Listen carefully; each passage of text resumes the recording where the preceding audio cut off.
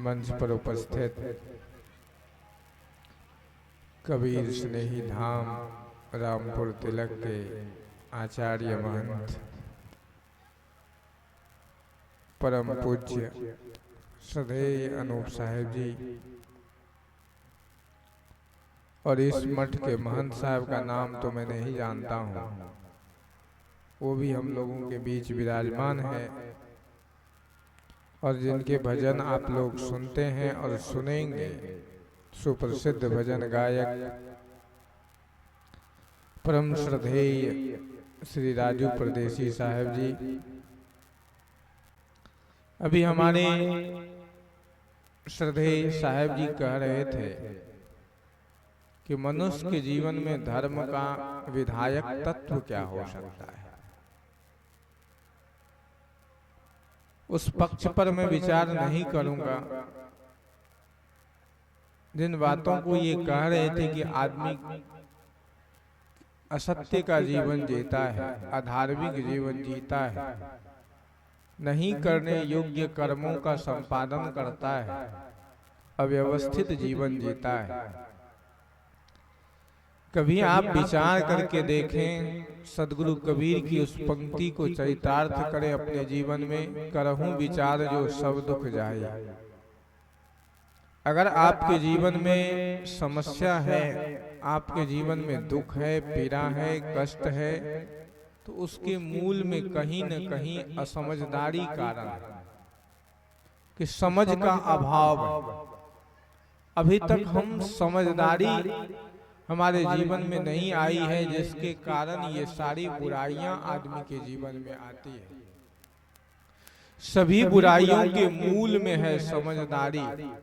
एक छोटा सा बच्चा होता है जिसके पास कोई समझदारी नहीं होती है, उसे ये पता नहीं होता है कि अग्नि क्या है, पानी क्या है।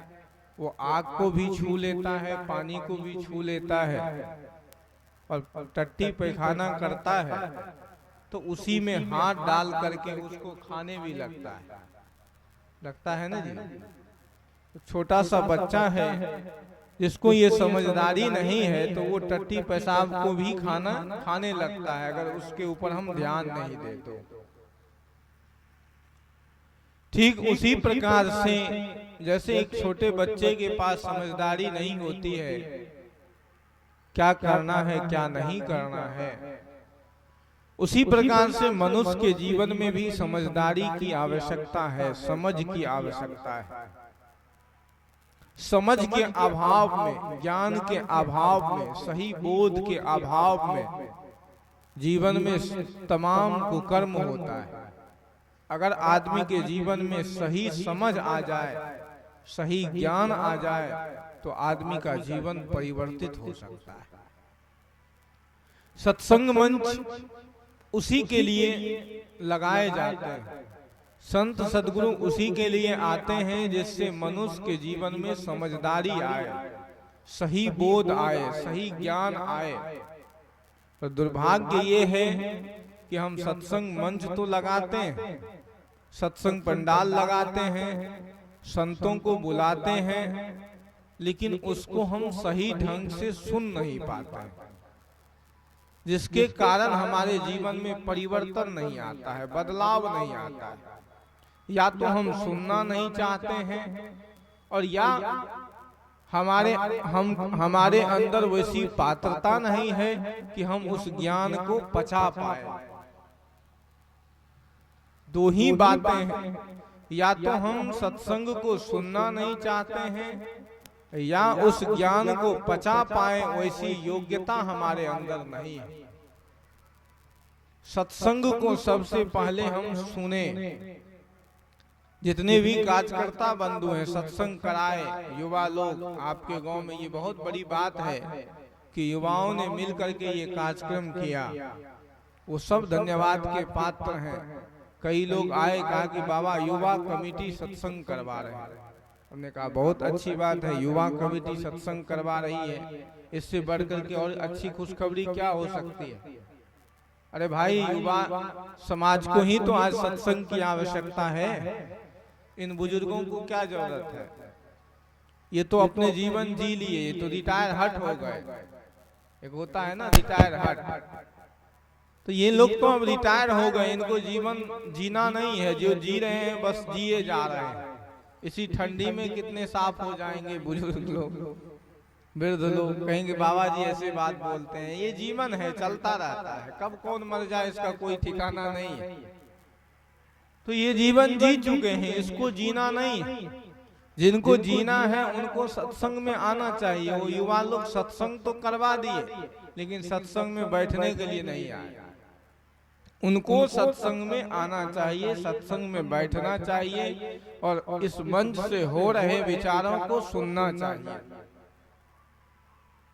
जब तक हम सुनेंगे नहीं, तब तक, जब तक हम सुनेंगे नहीं तब तक हम उसको समझेंगे नहीं, और जब तक समझेंगे नहीं तब तक हमारे जीवन में परिवर्तन नहीं आ सकता, तब तक हमारे जीवन में बदलाव नहीं आ सकता है। आज सबसे बड़ी बात है मनुष्य के जीवन में समझदारी की। हम सही न तो जीवन को समझे हैं, न तो धर्म को समझे हैं, न तो ज्ञान आज सही बोध है हमारे जीवन में, जिसके कारण आज समाज में इतनी अराजकता है। आज आदमी का जीवन इतना दूषित हो गया है, आदमी तमाम अकर्म कर रहे हैं, उसके मूल में है अज्ञानता, जड़ता, दुर्बोध। आदमी अज्ञान में ही जीवन जीता है और अज्ञानता में ही मर जाता है। ज्ञानी व्यक्ति शराब पिएगा क्या है?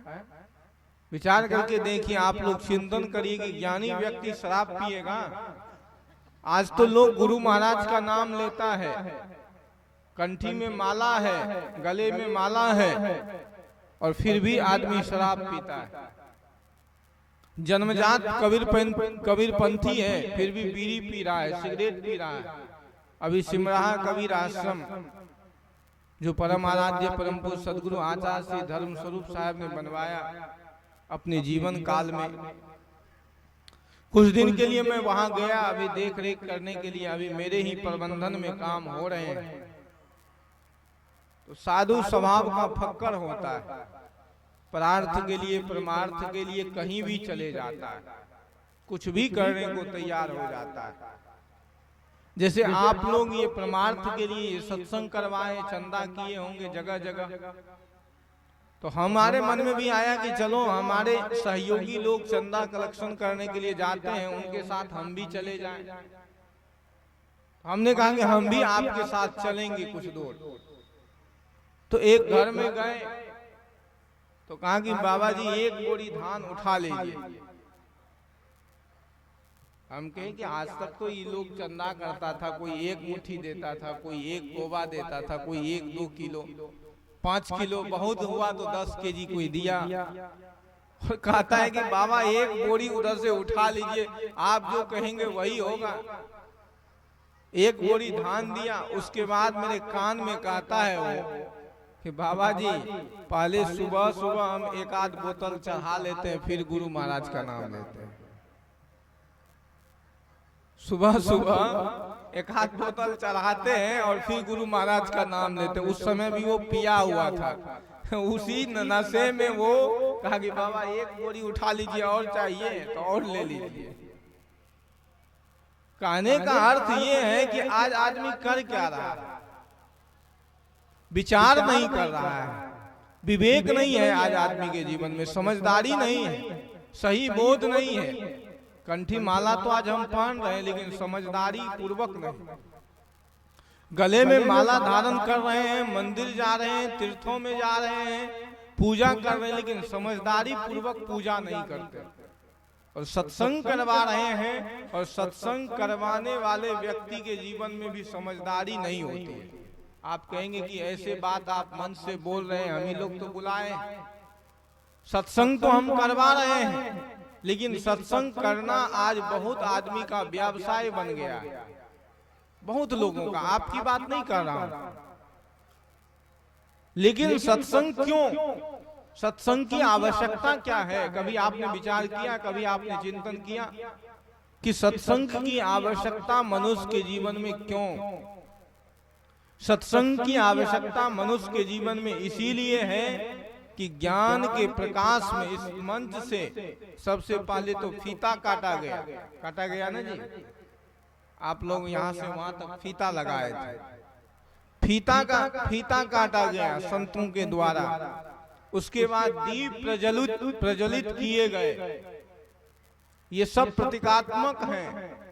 इन सब से आदमी को एक ज्ञान लेना चाहिए कि मनुष्य के जीवन का जो भ्रम है, उस भ्रम का फीता संत के आ जाने से कट जाता है।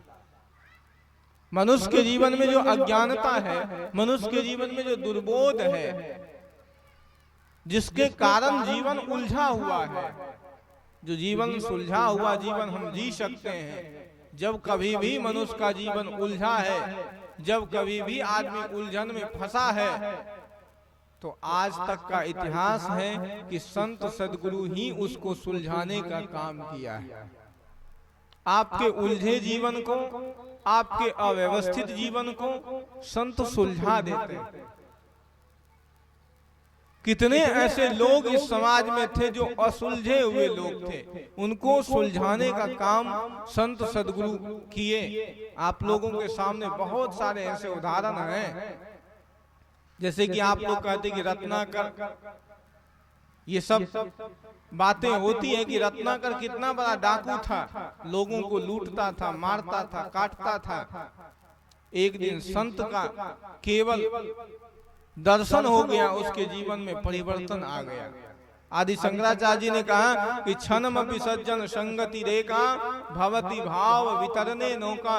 क्षण भर के लिए भी अगर आपने साधु का संसर्ग कर लिया, संतों के साहचर्य में चले गए, तो यकीन मानिए कि आपके जीवन का परिवर्तन हो जाएगा, आपके जीवन का बदलाव हो जाएगा। और सत्संग में जाकर के अगर आपके जीवन में बदलाव नहीं आया, सत्संग में जाकर के आपके जीवन में परिवर्तन नहीं आया, तो दुनिया की किसी भी जगह पर आपके जीवन का परिवर्तन नहीं हो सकता है। दुनिया की किसी भी जगह पर आपके जीवन का परिवर्तन नहीं हो सकता है, परिमार्जन नहीं हो सकता है। संत आदमी के जीवन का परिमार्जन करता है, वो दिखाता है। संत जैसे कोई आईना होता है, तो आईना के सामने अगर कोई आदमी खड़ा हो जाए, तो उसका काला चेहरा है तो सफेद दिखेगा जी। कोई काला कलूठा आदमी खड़ा हो जाए, भले ही स्नो पाउडर पोत ले मुंह पे, तो वो अलग बात है। जो फेयर लवली लगाते हैं लोग गोरा होने के लिए, आजकल लिखा रहता है ना कि 5 दिन के अंदर अगर गोरा होना है तो फेयर लवली लगाए, हैंडसम क्रीम लगाए, ब्यूटी क्रीम लगाए। उससे क्या होगा? आदमी गोरा हो जाता है। लेकिन आईने के पास आप चले जाएं, दर्पण के पास आप जाएंगे, तो जैसा आपका चेहरा है बिल्कुल वैसा ही दिखेगा। अगर आपके बाल पके हैं तो पके हुए बाल दिखेंगे, अगर आपके गाल सुटके हुए हैं तो वो ऐसा ही दिखेगा। और अगर आप सुंदर हैं तो आपका सब कुछ दिख जाएगा, आपकी सुंदरता दिख जाएगी। सत्संग मंच वही क्या है? दर्पण है, आईना है, जहां जाने से आदमी का जीवन दिख जाता है कि हमारा जीवन कैसा है, हम किस स्तर के लोग हैं। अगर अपने जीवन को परखना है, अपने आप को परखना है, तो संत के पास चले जाना। संत के पास जाओगे तो पता चल जाएगा कि आप कहां पर हैं, आप कैसे अपने जीवन को जी रहे हैं। संत आईना है, दर्पण का काम करते हैं, जो आपके वास्तविकता को दिखाने का काम करते हैं कि आपके जीवन की वास्तविकता क्या है। अगर आप चोरी करते हो, अगर आप हिंसा करते हैं, अगर आप बेविचार पूर्ण जीवन जीते हैं, अगर आप अन्याय करते हैं, दूसरों को लूटते हैं, खसोटते हैं, तो आप भैया ये देख लो कि आपका जीवन किस स्तर का है। ठीक है? तो संत का जीवन दर्पण का काम करता है, जहां जाकर के आदमी के जीवन की अज्ञानता दिखती है। और वैसे तो समाज में बहुत सारे लोग ऐसे हैं जहां जाने से आदमी के जीवन का दुर्बोध दिखता ही नहीं है, अज्ञानता दिखती ही नहीं है। एक वो जगह है जहां जाकर के आदमी के जीवन की अज्ञानता दिखती है, वो है सत्संग, संत समाज। इसलिए तो संतों को सबसे ऊंचा रखा गया, ऊंचा स्थान दिया गया। संत होना बड़ा कठिन काम है। आजकल संत होना तो दाढ़ी बढ़ा लेने से कोई संत नहीं होता। दाढ़ी बढ़ा लेने से कोई संत नहीं होता, चंदन लगा लेने से कोई संत नहीं होता है, होता है कि नहीं? चंदन लगा लेने से, दाढ़ी बढ़ा लेने से, अच्छा 5 किलो का कमंडल रख लेने से कोई संत नहीं होता। उस योग्यता में तो हम पीछे हो जाएंगे। यहाँ मंच पर बैठे हुए किसी के पास कमंडल नहीं है, किसी के पास लंबी दाढ़ी नहीं है, किसी के पास चंदन नहीं है, सब बिल्कुल सीधे साधे जीवन जीने वाले हैं। संत होने की एक बहुत बड़ी मर्यादा है। कुछ दिनों में संतों की भी मर्यादा धूमिल हुई है कि हम अपने संतत्व से नीचे चले गए। जिस संत को समाज में सबसे ऊपर का स्थान दिया गया, सब कुछ आसन अच्छा, भोजन अच्छा, रहने की व्यवस्था अच्छी, संत को लोग बहुत ही ऊंचे आदर्श के रूप में मानते थे। आज कुछ दिनों में संत की मर्यादा इतनी नीचे गिर गई कि आज लोग संत को देख करके एक बहुत अच्छी उपाधि देते हैं कि आसाराम आ रहे हैं, रामपाल, राम रहीम। संतों ने भी अपनी मर्यादा खो दिया। क्यों? क्योंकि उसको अच्छी गद्दी चाहिए, सम्मान चाहिए और पैसा चाहिए, अर्थ चाहिए। इस अर्थ के युग में संत भी अपनी मर्यादा को खोते चले जा रहे हैं। संत की बहुत बड़ी मर्यादा है। संत की इतनी मर्यादा है कि उस मर्यादा का अगर संत पालन नहीं करते हैं तो उसको संत होने का कोई अधिकार नहीं है। सदगुरु कबीर देव तो कहते कि वेश में देख मत भूलिए, बूझ लीजिए ज्ञान बिना कसौटी होत नहीं कंचन की पहचान। का साधुओं की वेश देख करके मत भूल जाना कि वो साधु ही हैं। साधु के वेश में कोई राक्षस भी आ सकता है, साधु के वेश में कोई रावण भी आ सकता है, साधु के वेश में कोई अनैतिक कर्म करने वाले व्यक्ति भी आ सकते हैं, साधु के वेश में पापी भी आ सकते हैं। तो वेश देख करके मत भूलिए, बूझ लीजिए ज्ञान। उसके पास ज्ञान भी है, चरित्र भी है, संस्कार भी है, जीवन जीने की चर्या है कि नहीं है? तो सत्संग में जाने से, संतों के पास जाने से, ऐसे चरित्रवान संतों के संसर्ग में जाने से, कोई वेश से साधु नहीं होता है।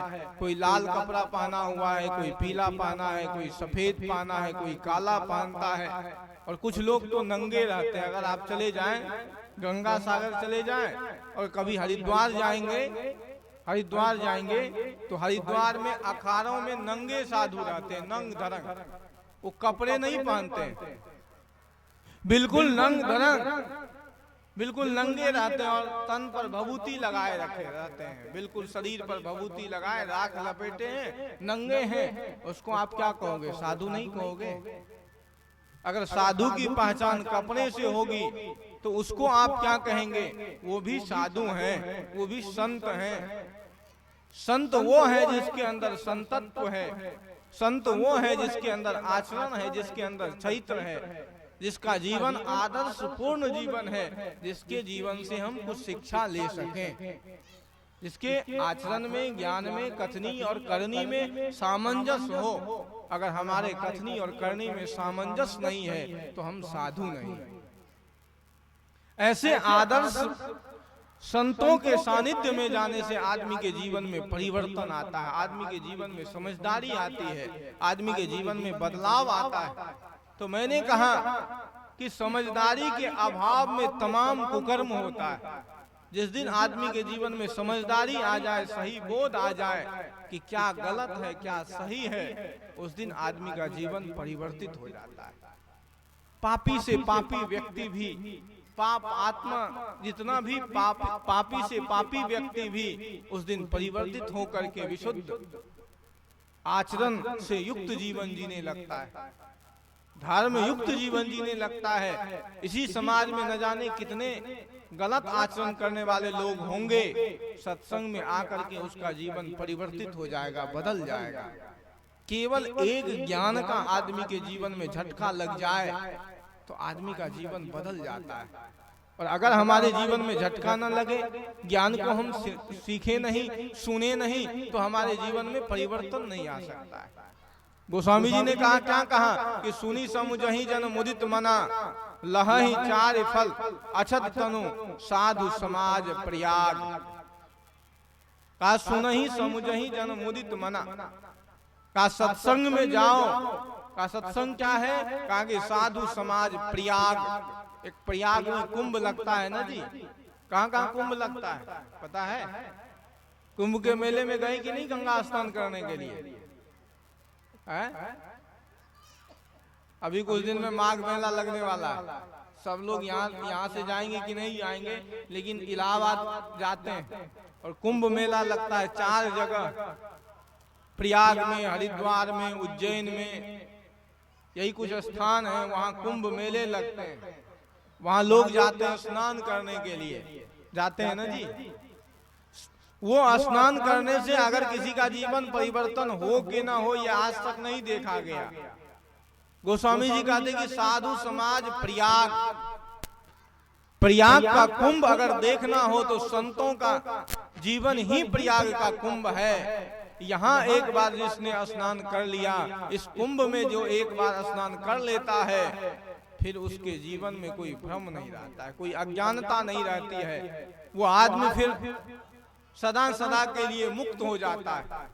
एक बार जो साधु के शरण में आ गया, संतों के शरण में आ गया, उस व्यक्ति के जीवन का परिवर्तन होना निश्चित है, उस व्यक्ति के जीवन का परिमार्जन होना निश्चित है। लेकिन हम सत्संग में जाते कहाँ हैं? जाते हैं जी?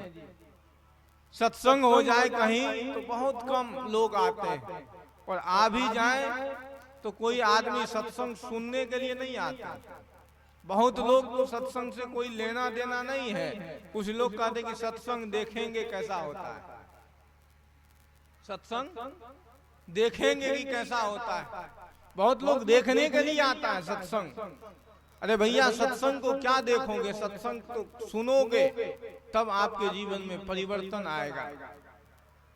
और यहाँ आकर के भी बहुत लोग क्या करते हैं, उसके जीवन में परिवर्तन इसलिए नहीं आता है कि वो सत्संग की मर्यादा को समझते नहीं। जो व्यक्ति सत्संग की मर्यादा को समझते हैं, सही से सत्संग को सुनते हैं, उसके जीवन में परिवर्तन आता है, उसके जीवन में बदलाव आता है। आज हम सत्संग में आते तो हैं, लेकिन सत्संग को सही से सुन नहीं पाते हैं, समझ नहीं पाते हैं, क्योंकि हमारे अंदर अभी पात्रता नहीं है उस ज्ञान को ले पाए।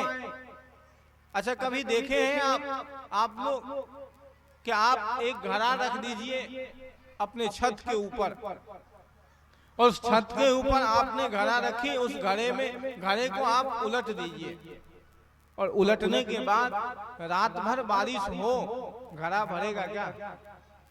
घड़ा में पानी जाएगा?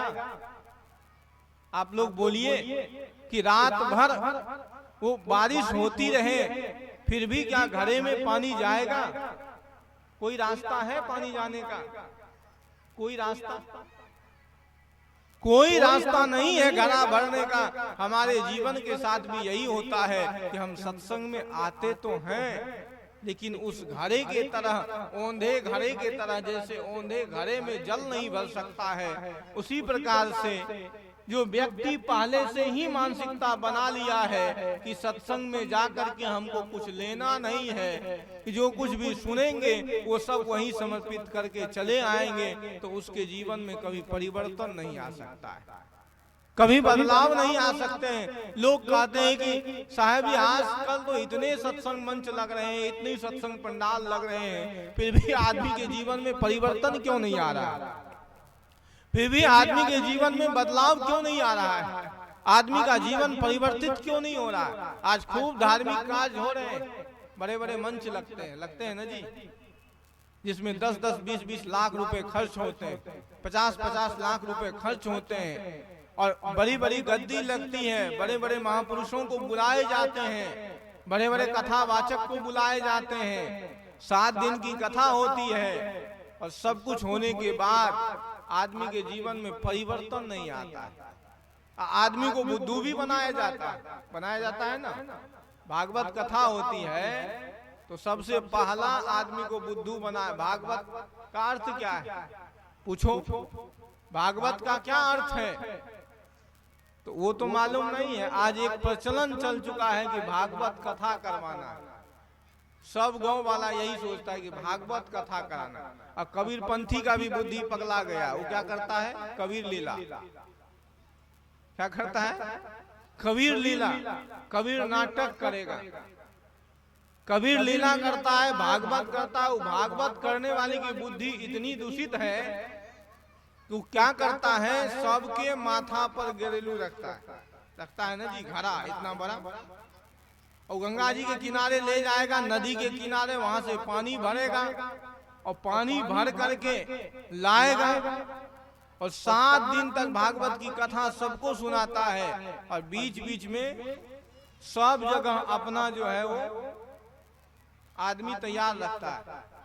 आधा घंटा कथा कहेगा, उसके बाद आरती प्रारंभ, और सबके सामने थाल चली जाती है कि आप दीजिए द्रव्यम देही। उद्देश्य ही गलत है। उद्देश्य क्या है? पैसा। ये न केन प्रकारेण द्रव्यागमनम भवतु। जिस किसी भी प्रकार से हो केवल पैसा चाहिए। सबके सामने पैसा का थाल चली जाती है, और उस थाल में हम लोग केवल पैसा डालते रहते हैं, लाखों रुपए गमन करके चले जाते हैं। आदमी के जीवन का कोई परिवर्तन नहीं होता है, कोई बदलाव नहीं होता है। क्यों भाई? क्योंकि हम लोग विचार नहीं कर पाते, समझदारी नहीं है कि हमारा उद्देश्य की पूर्ति हो रही है कि नहीं, हम सत्संग में क्यों आए। जिस दिन आप ये प्रश्न पूछोगे अपने आप से कि सत्संग में आने का प्रयोजन क्या है, सत्संग में आने का उद्देश्य क्या है, उस दिन आपके जीवन में परिवर्तन होगा। अगर आपको उद्देश्य मालूम नहीं है तो आप कितने भी सत्संग कर लो, कितने भी सत्संग मंच पर चले जाओ, कितने भी महापुरुष को हम बुला लें, हमारे जीवन में परिवर्तन नहीं आ सकता। बहुत लोग तो ऐसे होते हैं। एक बार परम आराध्य परम पूज्य सदगुरुदेव जी मंच पर थे और साथ में हम भी थे, अक्सर हम साथ में ही रहते थे। तो बैठे हुए थे, हमको कहा प्रवचन करिए आप। मैं बोल रहा था, सामने ही एक बुजुर्ग बैठा हुआ था, सामने, बिल्कुल सामने एक बुजुर्ग बैठा हुआ था। वो बुजुर्ग क्या कर रहा है?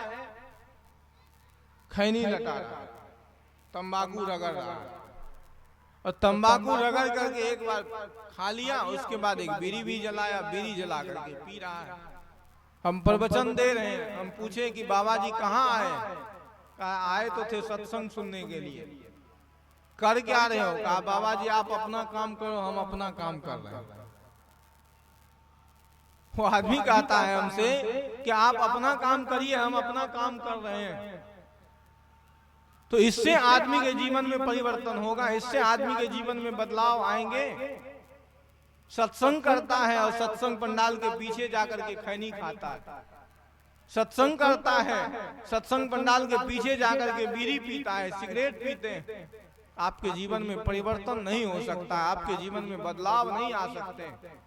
समझदारी कैसे आएगी? समझदारी तब आपके जीवन में आएगी, और जिस दिन समझदारी तब आपके जीवन में आएगी जब समझे हुए व्यक्ति को हम सुनेंगे। अभी तक हम उलझे हुए व्यक्ति की सुनते हैं, और जो हमारे जीवन को और उलझा दिया।